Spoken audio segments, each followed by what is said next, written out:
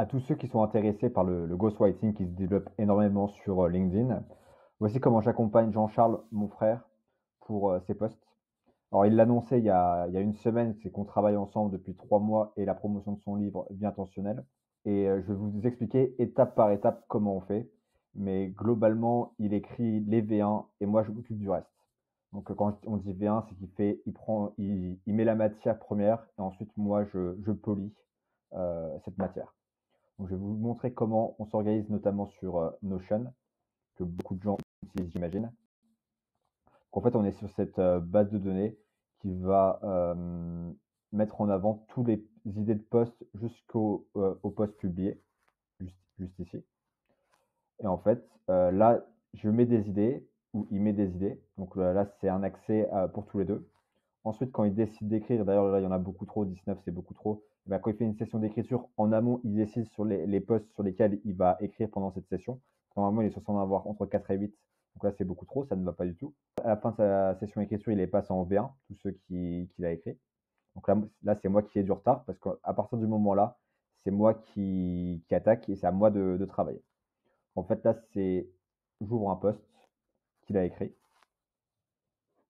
si j'y arrive.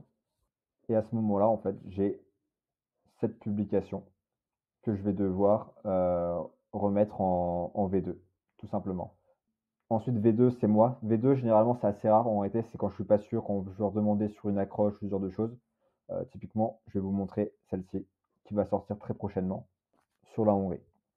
Donc voilà, Jean-Charles est reparti vivre en Hongrie, alors qu'il avait prévu de rester plus longtemps. Mais comme Paris, c'est une ville poubelle, il n'y a qu'un Parisien pour ne pas s'en rendre compte, il a décidé de repartir à Budapest. Donc comment on travaille? Il a écrit sa V1 ici. Moi, je copie-colle tout simplement en V2 là. Euh, Au préalable, je mets des petits commentaires pour m'aider moi et aussi pour l'aider lui pour ensuite, si jamais il veut faire une review, voir où est-ce qu'il fait, selon moi, des erreurs. Et comme on a notre agence, si jamais on recrute des gens, on va recruter parce que ça fonctionne très bien, on pourra leur donner accès à ces postes pour qu'ils voient comment je réfléchis et ce qu'ils doivent améliorer et surtout donc ce qu'ils doivent éviter dans les formulations, ce genre de choses.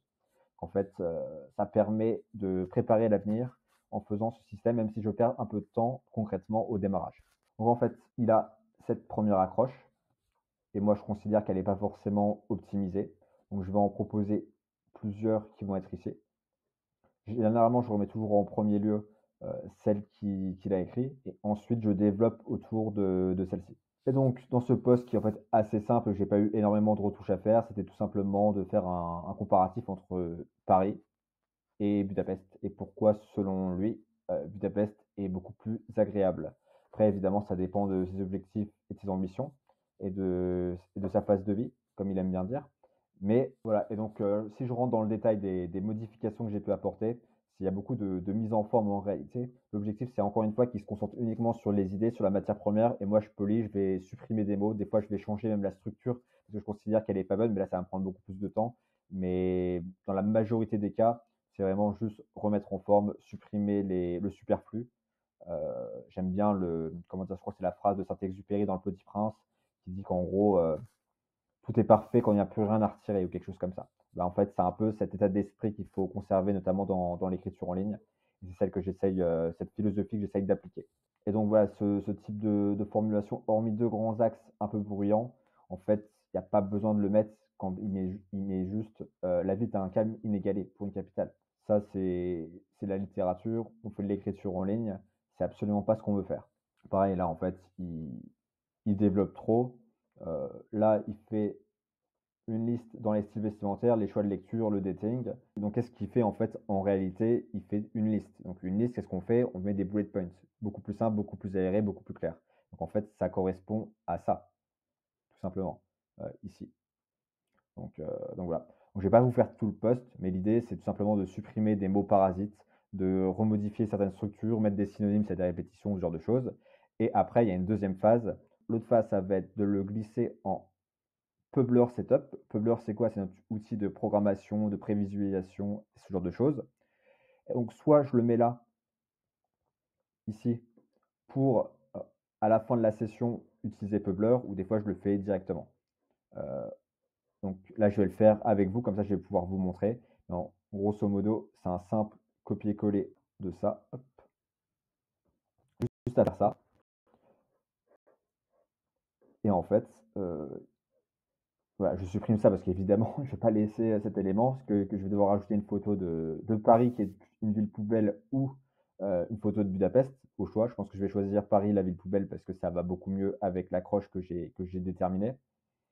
Mais globalement, en fait, c'est réglé. Et vous voyez que la structure, j'ai toujours mis Paris et à Budapest, ou à l'inverse, Budapest, tu vois, à Budapest.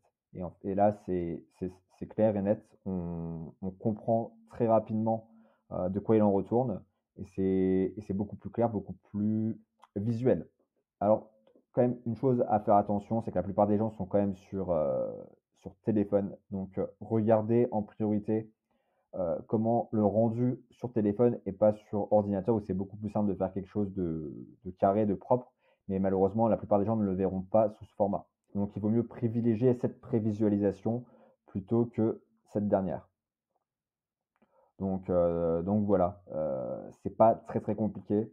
Donc voilà notre processus. En fait, il est relativement simple.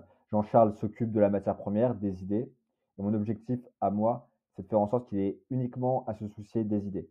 Et en fait, je suis une sorte de coefficient multiplicateur qui lui permet de se concentrer uniquement sur sa zone de génie. Et moi, je m'occupe du reste en arrière-boutique. Et c'est tout simplement de polir ses idées, ses réflexions.